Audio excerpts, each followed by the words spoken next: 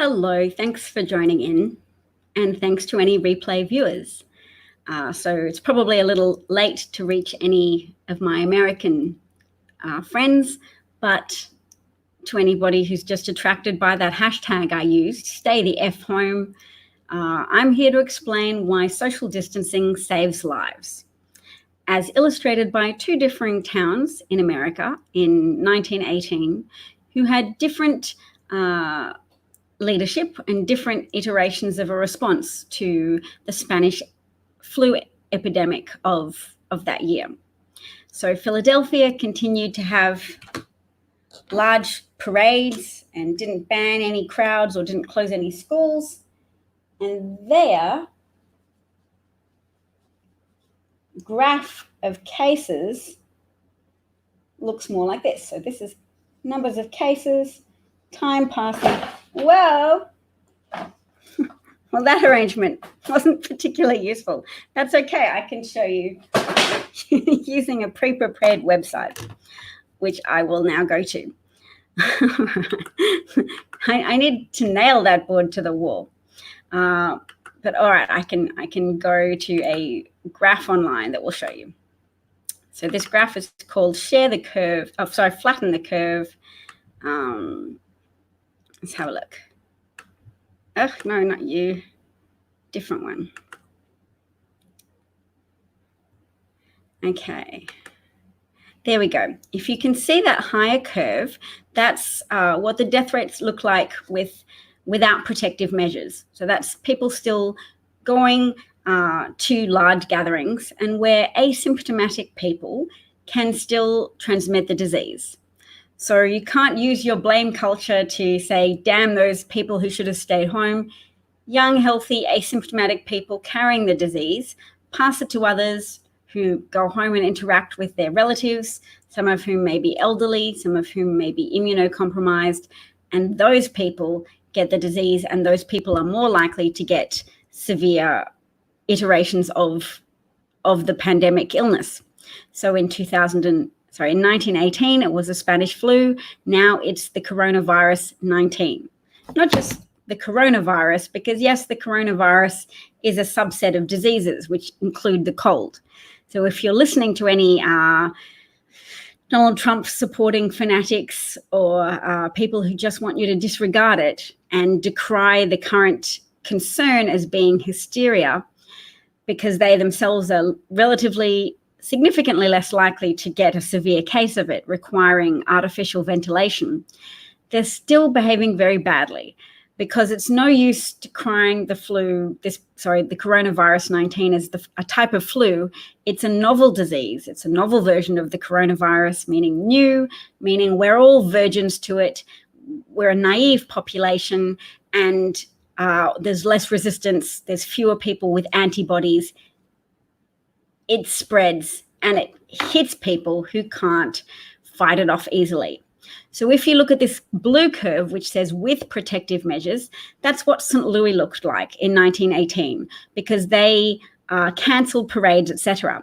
So that blue curve, if you'll see, does not exceed, maybe I can make it a little bit bigger momentarily, that blue curve does not exceed that dotted line running midway through the graph, longitudinally speaking, along that time since first case axis that says healthcare system capacity. So when I wrote on my sign that I dropped that said social distancing saves lives, saves systems, you're really talking about saving the lives of anybody who might need a hospital bed. Because if you have all your cases at once with this red curve of without protective measures, where it peaks quickly, you can go, yay, we're getting it all out of the way with, but you're also giving your hospital systems more cases than they can possibly cope with. So yes, I'm going to read out loud to you all something written by a specialist from an Australian hospital. So Australia is not yet in that situation of overwhelm as Italy is, but they're maybe 10, 14 days behind Italy. So we're just now at this very interesting point in time where the future is quite easily foreseeable because it's it's Italy, and Italy is struggling, and Italy has the second best rated healthcare system in the world. So let's see what this Australian intensive care specialist in a small city has to say. He says, coronavirus isn't just like the flu, but it's only really very dangerous to the elderly or already unwell. Quite a lot of people in their 80s will die, but the most of the rest of us will probably be okay. If you're in your 70s and you get coronavirus, you've got a really good chance of survival if I've got a bed for you. If you're in your 60s and you have a heart attack, you've got a really good chance of survival if I've got a bed for you. If you're in your 50s and you need bowel cancer surgery, you've got a really good chance of survival if I've got a bed for you. If you're in your 40s and you have a bad car accident, you've got a really good chance of survival if I've got a bed for you. If you're in your 30s and have terrible preeclampsia as a complication of pregnancy, then you have a really good chance of survival if I've got a bed for you. If you're in your 20s and have a bad reaction to a party drug, you've got a really good chance of survival if I've got a bed for you. I have 7 beds equipped with life support machines. We have a plan to increase to about 25. Getting more isn't a matter of more equipment or more money. That bit is easy. There are not enough skilled staff, even if we all work double shifts every day for 6 months, and we probably will. If 50% of my city gets infected, that's 75,000 people. If 5% of them need life support, which is the estimate, that's 3,750 people for 25 beds. And then I might not have a bed for you. So it's up to you to flatten the curve. Wash your hands, stay home. And that's the message I want to put out to all of the young people who are blithely still visiting restaurants and attending mass events. If you're not getting clear instructions from your government, that's because, unfortunately, a few governments now have elected anti-government governments. Governments that don't exist to benefit the public, that exist to funnel money to their allies and to prop up dying industries such as the coal and gas industries, to continue to make profit at our expense. People that have eroded their conscience because they had to. They had to keep being tools to help their friends and help their peer group retain their profits. Climate change and the need to pretend it wasn't happening has turned more people into villains because it gave them a profit incentive that ran in direct contrast to the need of the public to flourish going forwards. So I will post that to my Facebook page, and not Facebook, I don't have a Facebook page. I'll post that to my Twitter account for anybody who was interested in sharing that. That's a snapshot from somebody who is on Facebook. His name is Adam Visser, AdamVisser. Maybe you can find it as well if you Google it.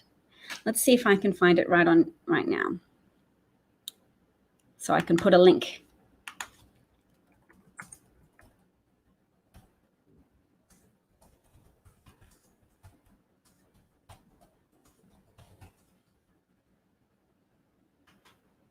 Yes, it's made it to a Guardian article. So the Prime Minister of Australia gave a conference that they're trying to contain the spread and ease the burden on hospitals, which is at least still an improvement on the UK Prime Minister, who has said we wash our hands of trying to contain it. Everybody, let's all get it to get some herd immunity, meaning let's give up trying to reduce the strain on our hospitals and just accept that people over 60 are unlikely to get medical intervention to help them survive if they get a severe case of the coronavirus 19. All right. So I'll share what I'm looking at with you so you can help me find the reference to Adam's comment. Oh, you found it already. Great. So So somebody's pointing out that pandemics bring out the ultimate selfishness in people. Yes, but to a degree, this pandemic, or the extent of this pandemic, is a result of the selfishness of people. So people who selfishly voted for Donald Trump, people who selfishly voted for conservative governments in Australia and in the UK, have helped to bring about this pandemic to the degree that it is going to lay waste to our hospital systems and our healthcare staff and our elderly, and our young people who can't easily get access to the medical care that they need for pregnancies, for accidents, for surgery, etc. So you might be familiar with a discredited branch of science, a pseudoscience called eugenics, which was developed by American scientists, but also by a British scientist, Sir Dalton. I've forgotten his first name. I'll Google it.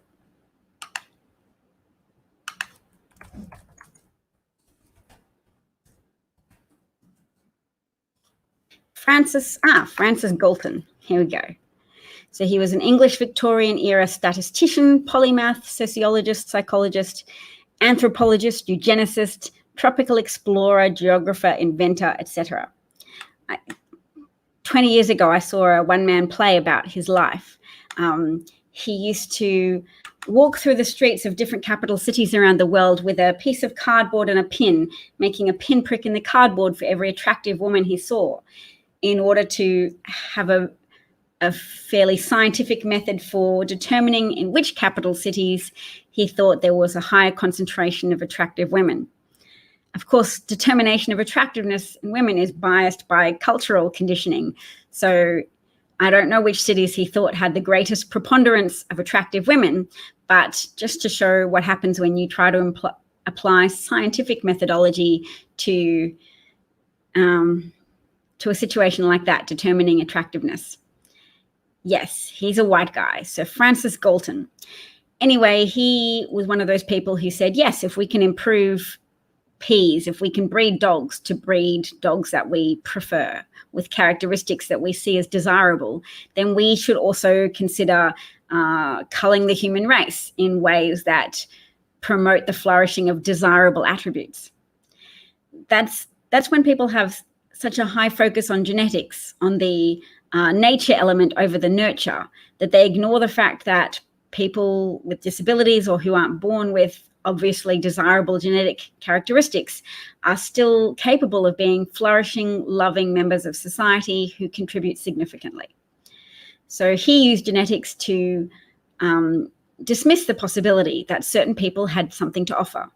And Hitler's scientists and Hitler's cohort listened to Sir Francis Galton and also to the American scientists who were riffing off the same type of pseudoscience to determine the culling of undesirables. So thousands of Native American women were sterilized during that period of American history. And Hitler was definitely inspired to say, yep, we will conduct a rigorous program of pruning our society and improving the stock. It's called stock when you talk about the genetic gene pool that you're working with. And we're dealing with leftovers, or rather a resurgence of that attitude now. It's been so long since a war. We're sufficiently chronologically distant from war that people have forgotten that when you start to prune a society or evince a lack of caring, that your elderly people might die off. And elderly is a very broad term here. If you realize that people over 60 might not get medical care, they might be the ones left out of the hospital beds, or they are the ones. In Italy, prerogatives have been issued saying don't intubate people over 60. So severe cases of coronavirus leave people unable to breathe without assisted devices, breathing assisting devices.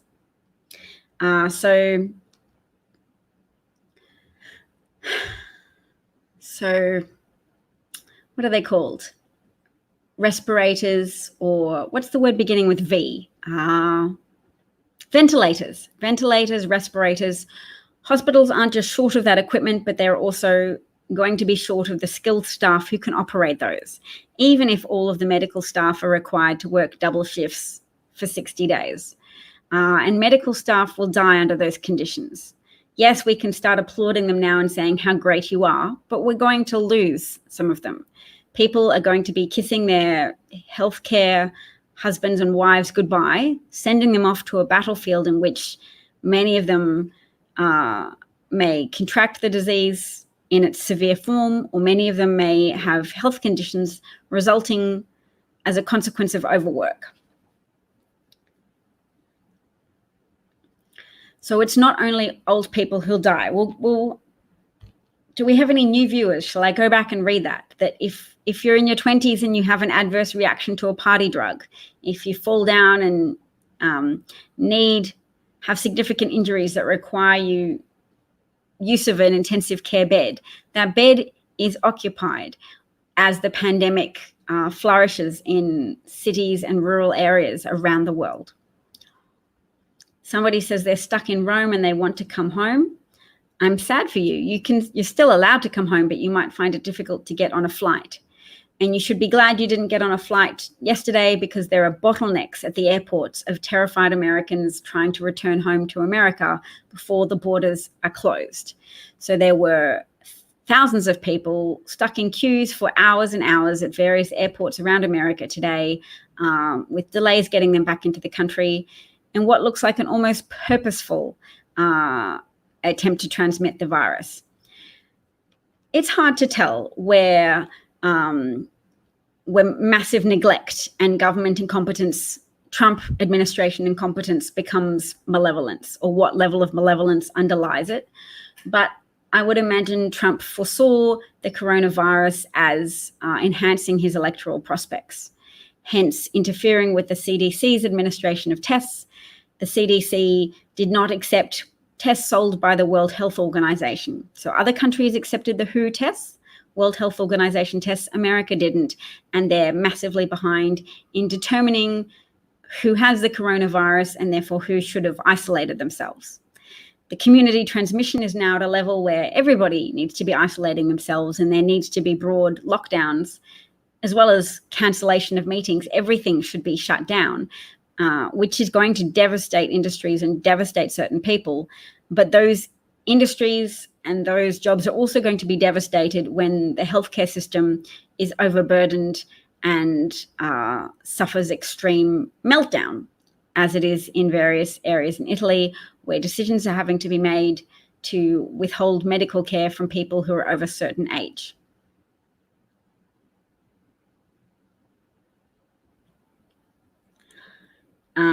So someone's saying they're trying to get home, they can't, airports are shut. So whereabouts are airports shut? Airports are shut in your in Rome, the airports are shut, perhaps. Someone asked me how my parents are. My father and his partner are fine. They've just returned from a cruise.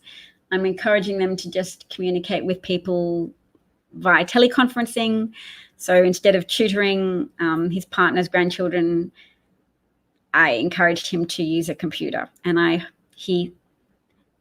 that idea seemed a little surprising to him, but he was receptive to it. So someone's telling me also that a moderator cut you off, and they're saying, I would never diss you. You are essential. Sorry, Eric.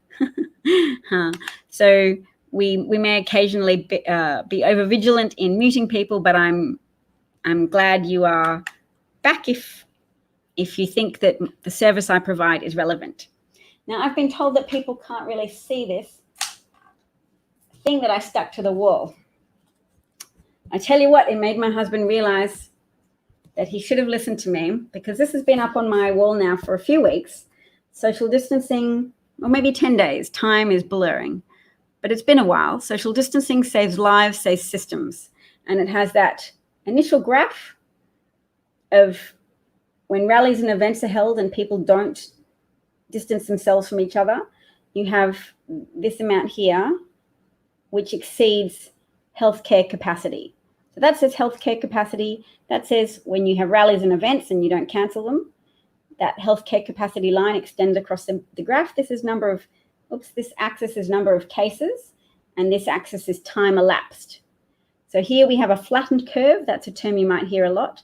Flatten the curve, soften the curve, which is what happens when you cancel rallies, events, schools, travel, etc. And people still get the disease, but at a slower rate, so you don't overburden your hospitals by exceeding that health system capacity line. Someone's asking me, what about lockdowns? Are they possible in a capitalist system? Yes, they are, because people make decisions in a responsible way on occasion. So the NBA season was postponed or deferred. Other organizations are following suit. Lots of universities have sent their students home, etc. So people should be able to accept that shutdowns happen when people act responsibly. To save more lives, more shutdowns need to occur. People need to stay home. We have Netflix. This isn't even 1918. The only trouble is we have Netflix and we also have the capacity to go out and enjoy ourselves in any number of ways. And young people are acting not the most responsibly when they go out. Is WrestleMania still on? Great. I think people that are more affected by the contagion of Trumpism, people that have that anti-disestablishmentarianism happening in their thought processes, that are still dismissing the virus as a mere cold or a variant of the flu, and they're disregarding the need to look out for the community at large, that even if you don't think your chances of incurring a severe case of the illness are large, you should still be staying home so that you don't pass it to another 20-year-old who lives with their grandparents, or another 30-year-old who's related to someone who's about to get a diagnosis of bowel cancer, but who won't be able to have surgery because the hospital beds will be overwhelmed. So yes, the US has some compounding factors that are going to make coronavirus much worse, because people find it more difficult to stay home from events and or stay home from work or from school, and leaders that are going to be too worried about that are going to, instead of organizing for hardship benefits to be distributed, just refuse to close schools and say, well, kids need those school meals. Those leaders, those states under that type of leadership are going to experience higher levels of hospital overwhelm, higher rates of hospital workers dying from overwork, higher rates of hospital workers dying from the immune system repression that comes from overexerting yourself over a long period of time. So that's probably all I have to say today, unless anybody has anything else. Oh, I could get another graph up for you guys. Graphs are important. I'll just click share screen.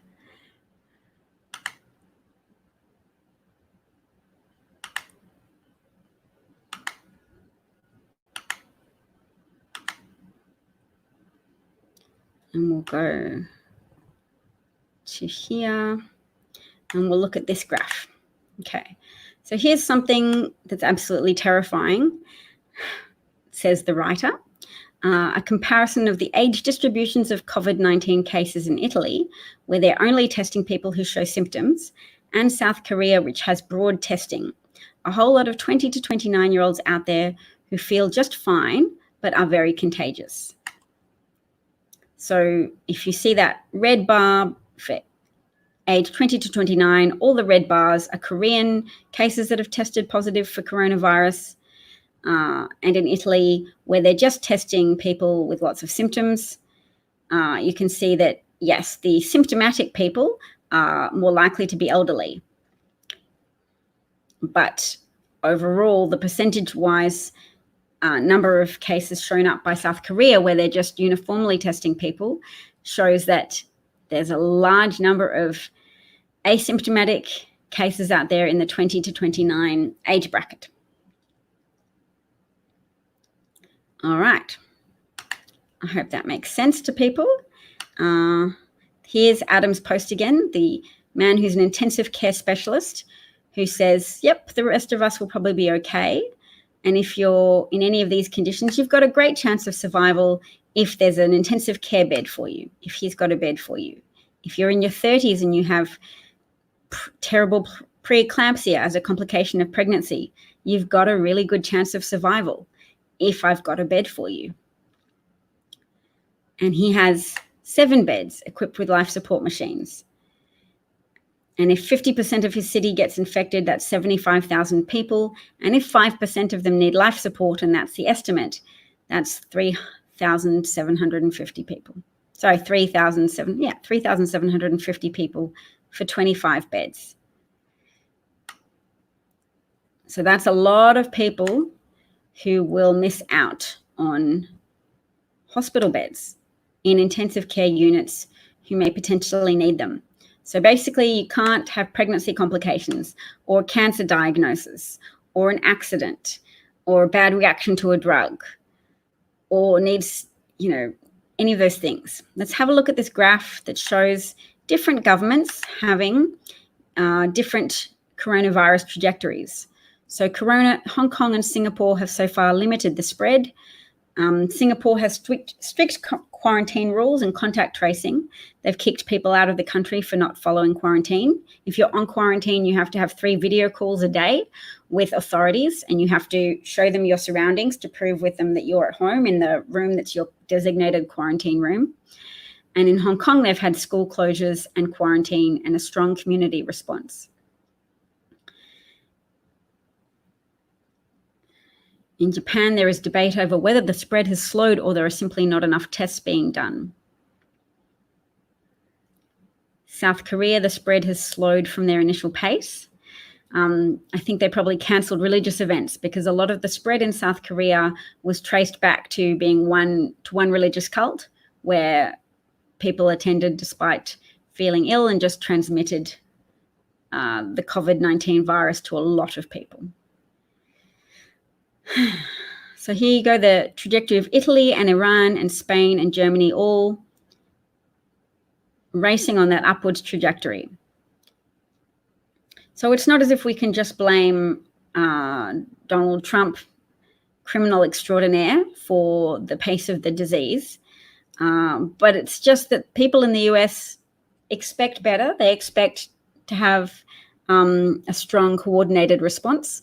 And they did used to have a pandemic response unit, but that was disbanded by John Bolton, Trump's appointee to the National Security Council 2 years ago. So that pandemic response unit was incorporated as part of the National Security Council, and they fired the head of that, and they didn't fill any of the positions of that team. So that's a 33% daily increase in cases. This is what a trajectory looks like. That's exponential growth in cases.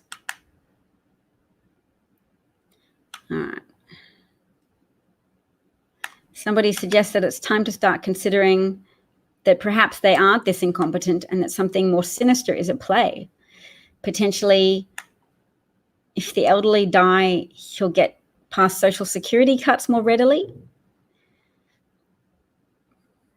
These are all suppositions, but it's worthwhile considering. Was waiting to make money off privatized testing. I don't know if people have noticed, but I can Google it now. There's a company called Oracle Healthcare, and it was founded by 3 people, one of whom is Joshua Kushner. And you might recognize the surname Kushner because the president's son-in-law is Jared Kushner, and Joshua Kushner is his brother. Yeah. Okay. Oracle Corporation. I'm going to share that link to you now.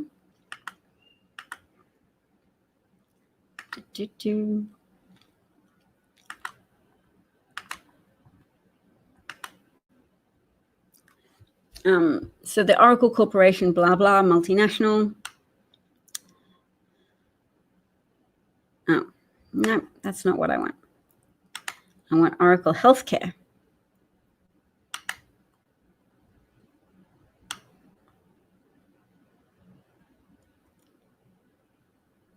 Why am I? I'm not getting what I want, but I've previously seen something about Oracle which shows that it was founded by Joshua Kushner. All right, Joshua Kushner. Here, if I need to get more specific to find what I'm after.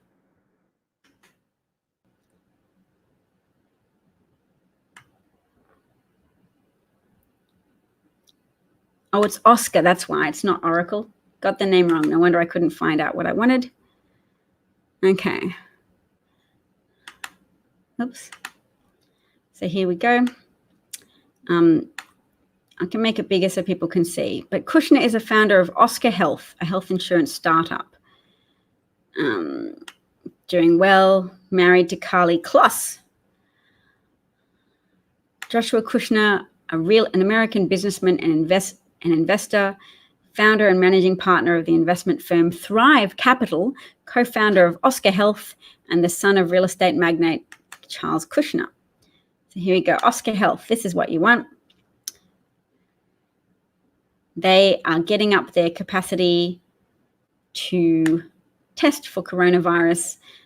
Possibly that is one reason why there's been a delay, because Trump wanted his son-in-law to be able to make a lot of money from coronavirus testing. So the CDC efforts may have been hamstrung purposefully by the current president of the United States. The good news is a lot of disaffected Republicans are apparently saying that they feel comfortable voting for Joe Biden.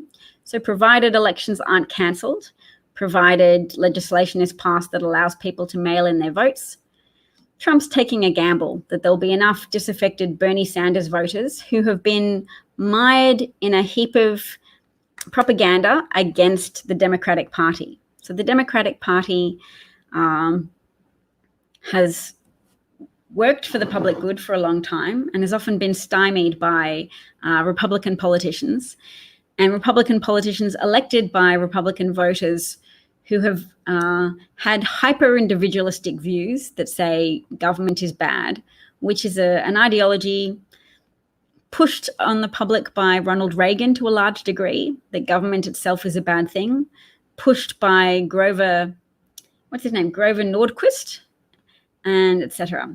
So Henry's saying he's very concerned about the postponed primary elections. It's terrible because Bernie Sanders should have resigned without any mathematically possible pathway to the to win the Democratic nomination. Polls said that he is being beaten by 24, 40 points in various states by Biden. He's in now as a spoiler candidate, and it's hard to address that problem because the more you denounce them, the more they whinge that everything's rigged against them. Black people are rigged to just happen to massively support Joe Biden. Suburban women are rigged to vote for Joe Biden. It's all rigged. It's not that Bernie lacks broad electoral appeal. It's that everything's rigged and it's terrible, and they're going to punish all of us by not voting for Joe Biden and instead allowing Trump to, by default, be reelected to a second term, because they don't care about people. They care about validating their worldview, and their worldview has been poisoned by very populist mental abuse from Bernie Sanders that has tried to set them against capitalism, the system in which they live. Instead of hoping to tweak it, they've been taught to want to revolt against it and assume that people would want to join them in revolting against their own societies, their own employers, their own systems.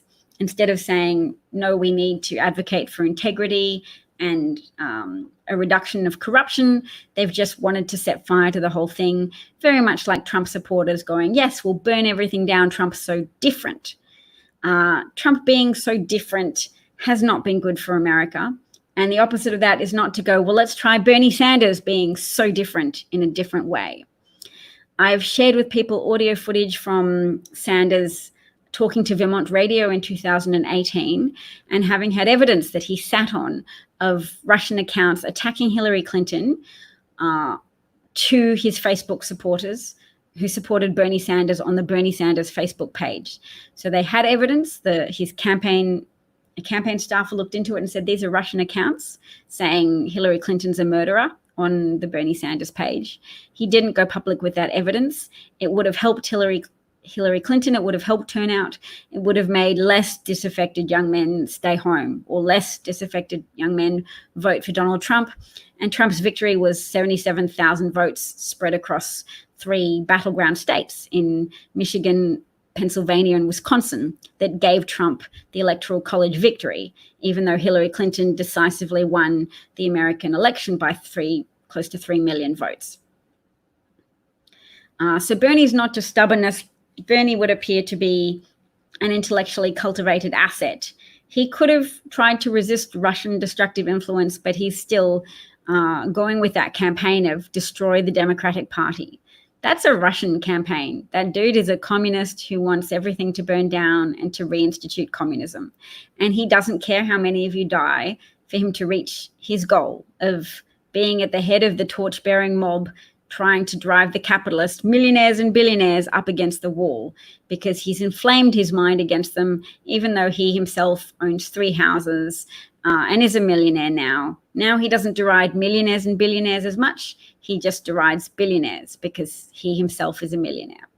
And he's quite happy with keeping, not only keeping the product of his labors, but also inviting people to continue to donate to him, even as his campaign has become mathematically removed from the possibility of becoming the Democratic nominee. He's just there now to damage the Democratic Party and hopes of a Democratic candidate from beating Donald Trump in the election, just so he can say, I told you so, it should have been me. Maybe it'll take you 4 more years before you elect me to light the torches and man the pitchforks and go kill the billionaires, but leave the millionaires out of it. So that's the problem with Bernie. His supporters are often drunk on propaganda that when people believe one thing, they can be led to believe something near that. So you can take half-truths and lead people down a garden path to populist destructionism, which is a word I've just made up. What? Populist destructiveness. But I need an ism because it's definitely a mentality. And it's a movement. So when Bernie Sanders has a movement of people who say, yeah, things are unfair, it's fine to acknowledge that things are unfair and need to be improved.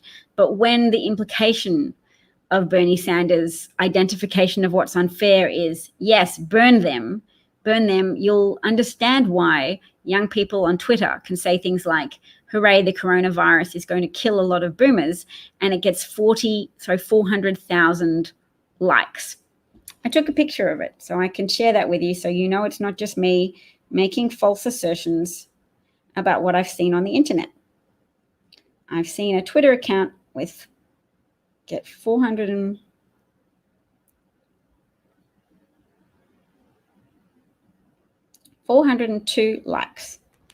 All right.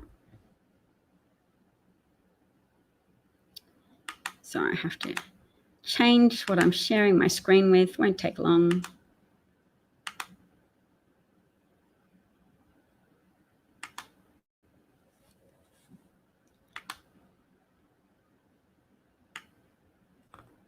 Excuse me for a second. Okay, so here we have somebody saying coronavirus is boring. What is a corona? Sounds stupid. If we call it boomer remover, that's as cool as F. Boomers are being removed. Goodbye, old people. That's got 402,000 likes on it. And there's a callousness there from people who support Bernie Sanders, or people who are just willing to write off boomers. Let's see if I can find that account. Oat Milk Stan account.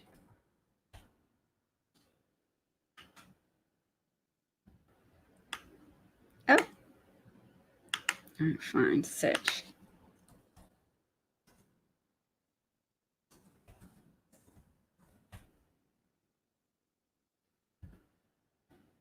Let's see if we can find her. She's Olivia J as well. Okay.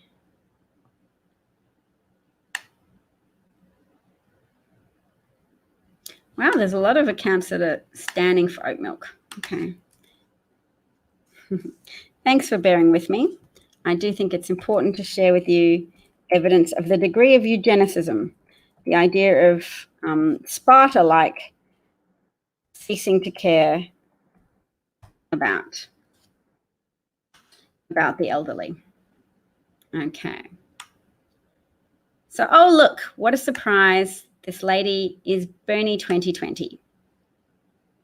So that's just what I wanted to look at to illustrate that woman with the 402,000 likes on a tweet for applauding the removing of old people by the boomer remover coronavirus, as she dubbed it, is a Bernie supporter who has become very,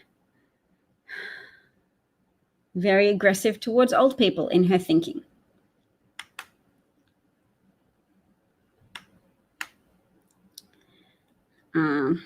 All right, Henry, I promised to talk to you online sometime. I don't have a device to do that right now, and I'm going to go preserve my voice. But thanks so much, everybody, for listening. And please take care. Please wash your brain out if you are tempted to like things like this. If you're tempted to celebrate the death of 8% of people over the age of 70, wash your brain out with soap. And as we've learned, soap is a miraculous substance which helps people destroy the lipid envelope that encases the single strand of RNA that composes the coronavirus 19.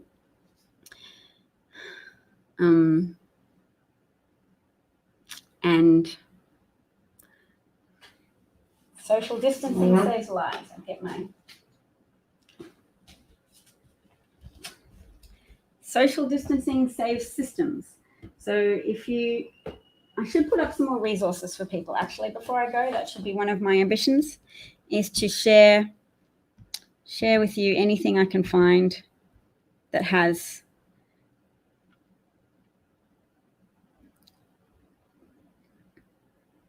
okay. I will find it, because we all need to go out into the world and try and make a contagion of information. So if there's a contagion of heartlessness, we have to have a competing contagion. Oh. I can, I already showed you the graph of different countries and how different approaches can make a significant difference in outcomes for people.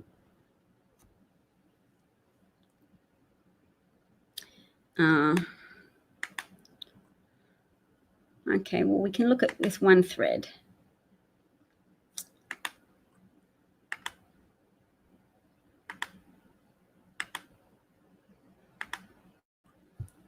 In the US, we're still in the dark about what's really going on in our communities. We can't assume an absence of positive tests means an absence of infections, because the tests aren't being done.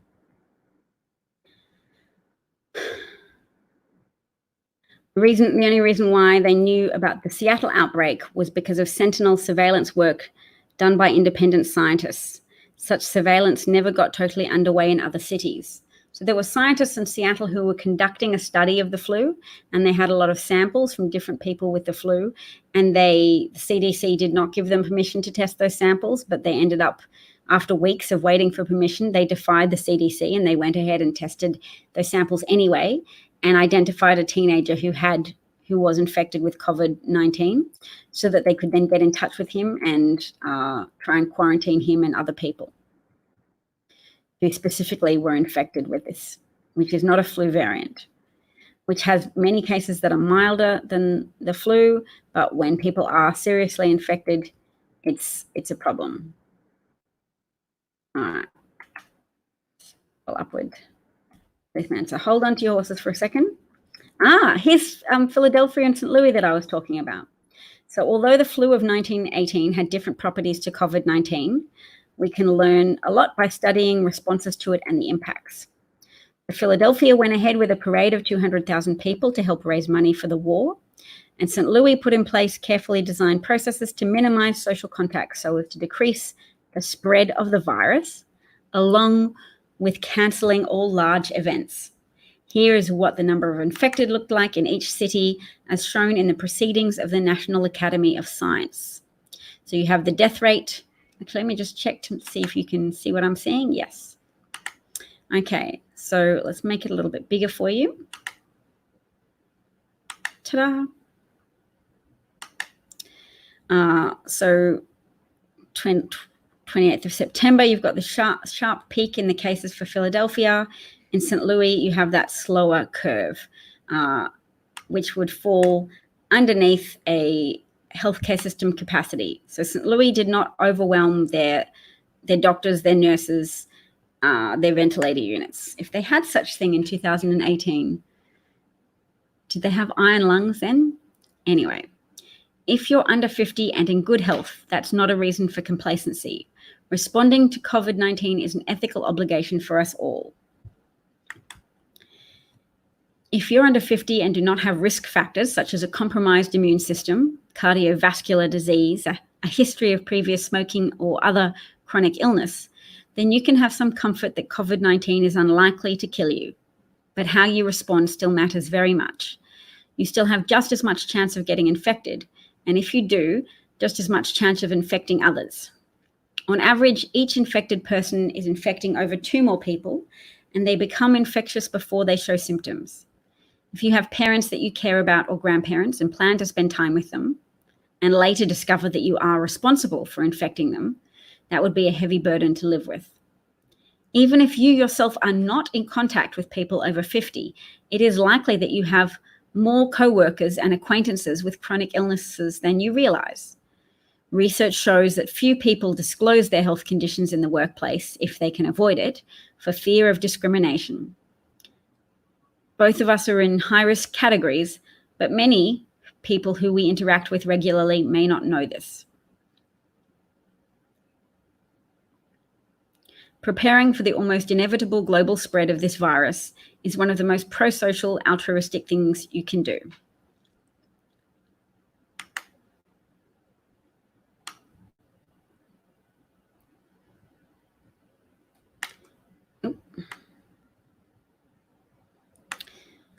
So if you are in a position of authority, you should be doing everything you can to avoid the need for groups of people to get together, make meetings virtual, cancel events or make them online, etc. Avoid large groups and crowds, cancel events, work from home if possible, wash hands when coming and going from home and frequently when out. Avoid touching your face, especially when you're not at home. And disinfect surfaces and packages if you can. Oh, there's a hospital set up in Italy in a car park, a tent hospital. Whoop.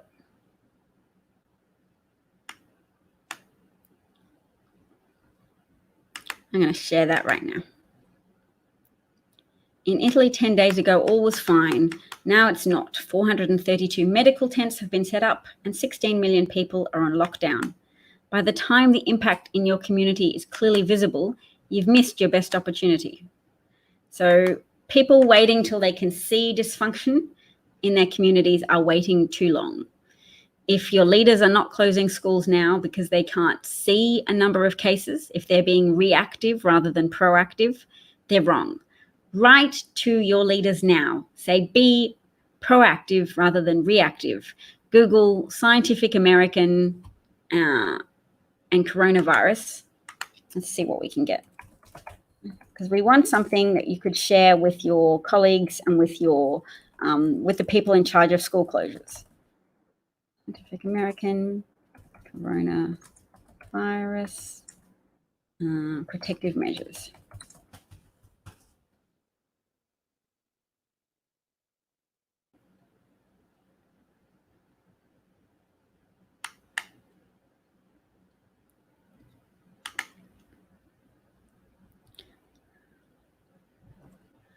All right.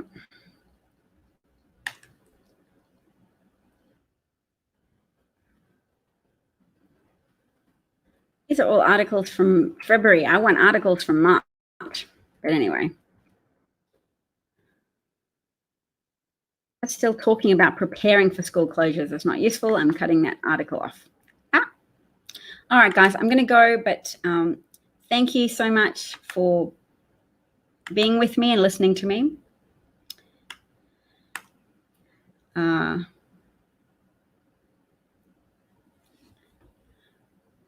Rubbing alcohol's good though, isn't it? Oh, they had toilet paper and Pounty paper towels in your shops, but not rubbing alcohol. Yes, rubbing alcohol is still important. We should be frightened in a productive way, frightened enough to ask for proactive, not reactive measures. I'm going to write it down.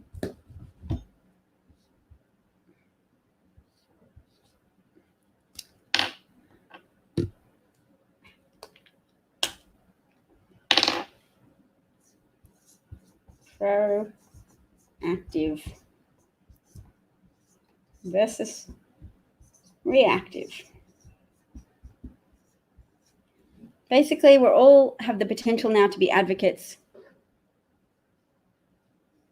for life-saving measures that won't save everybody's life. We can't just wait to act if we're only going to save everybody's life. We have to try and save as many lives as we can. Thank you so much for listening, everyone. Take care of yourselves, take care of each other. And remember, if staying home is the most pro-social, altruistic thing that you can do for your communities, there's also staying home and asking for other people to stay home and asking for your leaders to institute measures to facilitate people staying home, particularly closing schools, which might stop children from being vectors of dispersing the virus. Children aren't affected severely in most instances by COVID-19, but it's also just keeping their parents home as well. That just anything that delays people seeing each other, meeting face to face, being within a few meters of each other as they potentially cough or sneeze or breathe out if the virus is airborne. And I don't know if that's been confirmed yet, but there's certainly a significant amount of suspicion that the virus is airborne, and it's not just coming into contact with contaminated surfaces that is passing on, transmitting the illness. Thank you for thanking me. I will say that some people support. No, I'm not going to mention my Patreon because I don't need it for income. I just get dignity and can pay for the expenses of hosting a website that allows me to broadcast simultaneously to YouTube and Periscope, which costs only about $25 a month. But if you want to help with those expenses, I will put this up for you.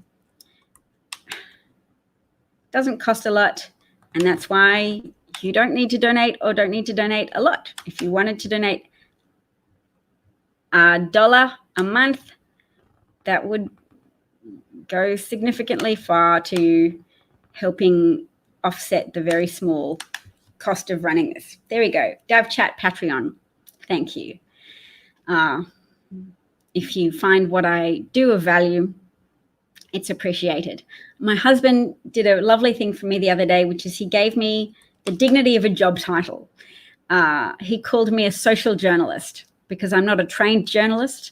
I'm just someone who, since the advent of Donald Trump, has paid attention to the downsides of electing a fascist or having a fascist run for a position of public office. Fascists poison people's minds, and it's intoxicating. People fall in line with bad ideas and good ideas. So I've always wanted to be here helping to defeat, challenge the bad ideas and to promote and share good ideas. When you find a villain and you manufacture a villain, or you use a half-truth and you add a lie to it to make it, it's like adding MSG to food. You're making it so much more palatable. And when people get strung out on half-truths that are woven into the fabric of a very fascist blanket, it ultimately leads to the deaths of millions of people. We're really going to see that in the days and weeks to come, because it's quite likely that many of the 70,000 imprisoned migrants in the Trump organized concentration camps will perish from medical neglect. When there are insufficient ventilators and respirators to treat the American people, they assuredly will not be reserving any of the oxygen-assisted, breathing-assisted machinery to help migrants, because those people have already been dismissed, derided, and made the targets of hatred by the Trump candidate and by Trump as a president, and by his complicit party, and by the complicit media organization called Fox News, that basically referred to migrants as an invasion.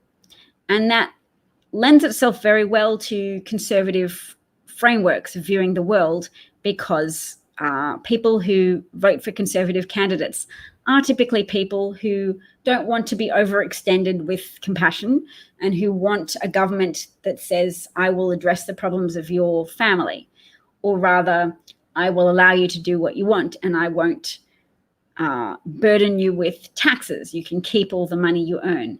And that promise to people of maintaining a status quo of keeping taxes where they are or lowering them is what has whetted people's appetites for Trump. He promised he could achieve all of these government things like universal healthcare for everybody that wants it, while simultaneously reducing taxes, which was never a tenable proposition. You can't supply government services with magic money.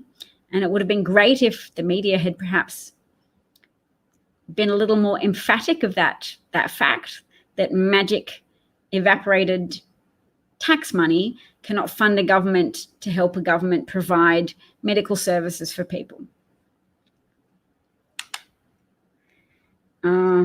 Yes. Well, there's still 28 people listening.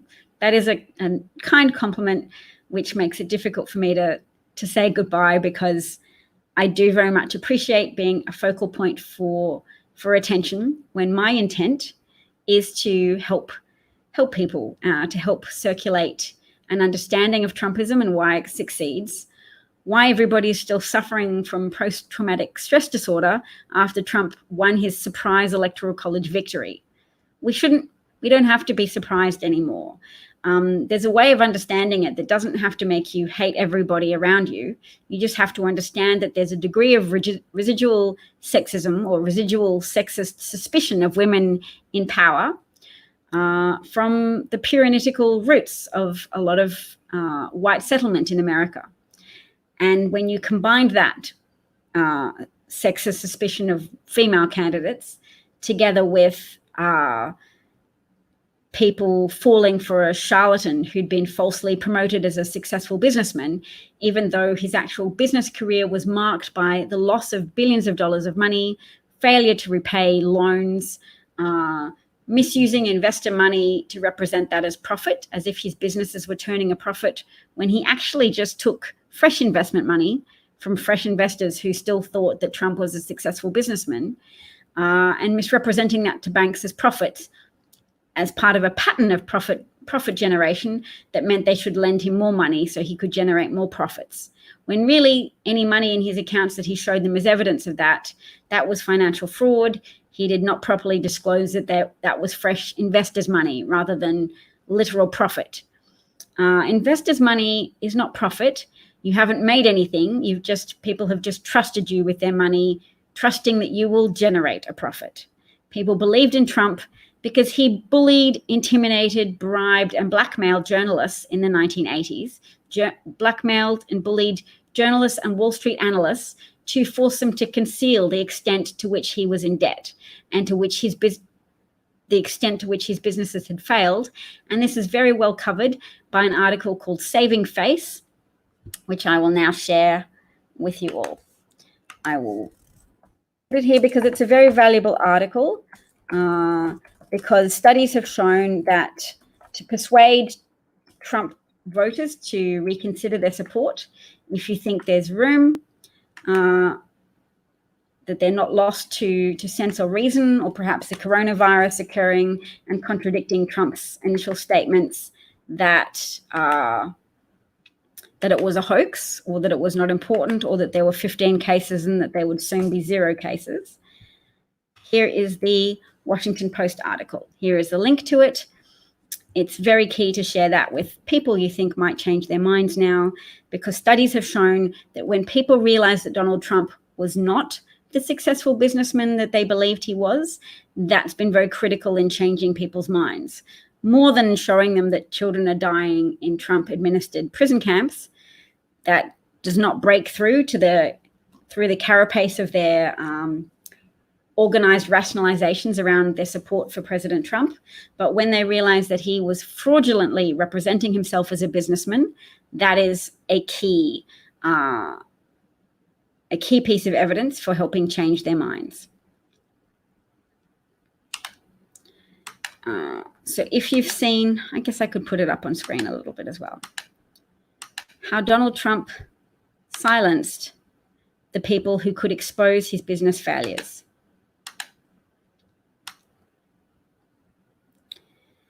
How did Donald Trump, a self-serving promoter who lost billions of dollars for his investors and for the banks who mistakenly loaned him money, convince the world that he is a financial genius? It wasn't just by fabricating tales of his success. It was also by bullying and silencing people who could have stopped those deceits, particularly reporters and Wall Street analysts, forcing all but a very few into a conspiracy of silence.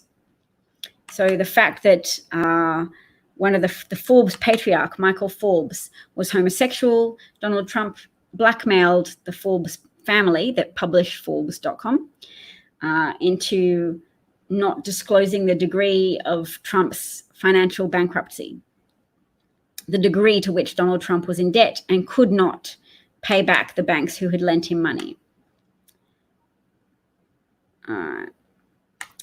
So the mechanism by which it worked was that Trump called journalists. The journalist who wrote that article, I can bring it back up, Jonathan Greenblatt, what's his name? Jonathan Greenberg. Okay, we'll bring it back on screen. Oops.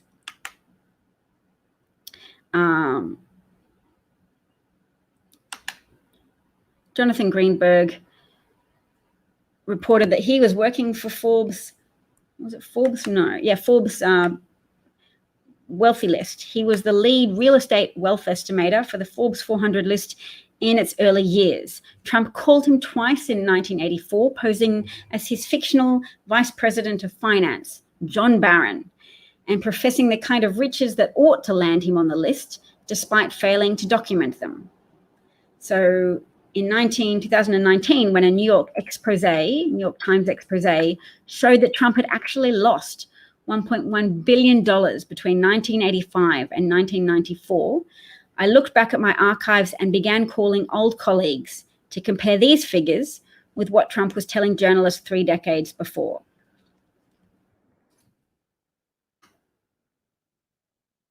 So Trump pretended to be a vice president of finance called John Barron. He rang journalists and said, I don't have the documents, but Trump has all of these assets that just haven't been documented properly. Put him on the Forbes 400 list.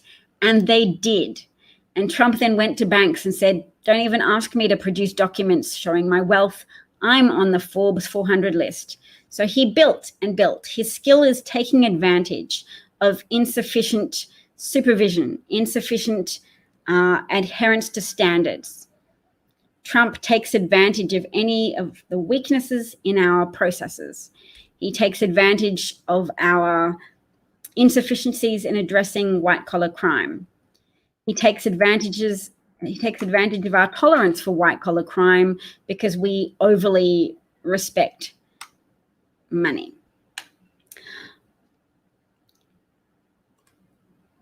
So Trump got one of them fired for correctly doubting his casino's ability to pay off their debts. So even when he was suffering tremendous financial setbacks, and precisely because he was suffering those setbacks, these efforts show Trump in the desperate act of spinning a mythology about himself, rich, that would sweep aside the facts, broke. And he did it by imperiling the livelihoods of his doubters, silencing them, and inducing a chilling effect both in the press and amongst the very people who were supposed to protect investors from terrible gambles like Trump's businesses.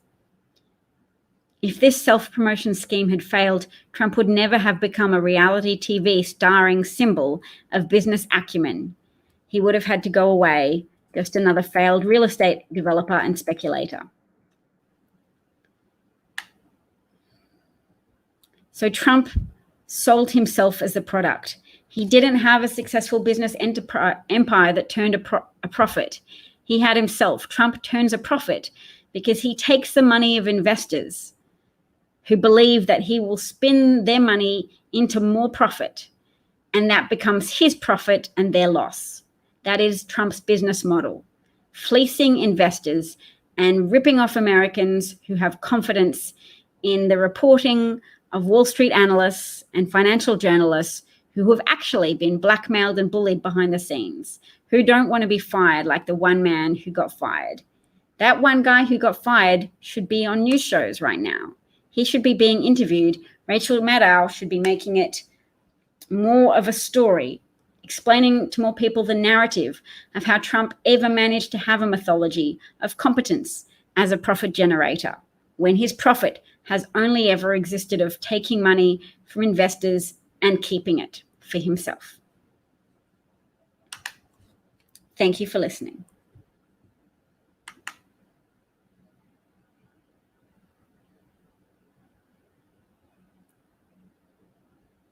Take care and goodbye.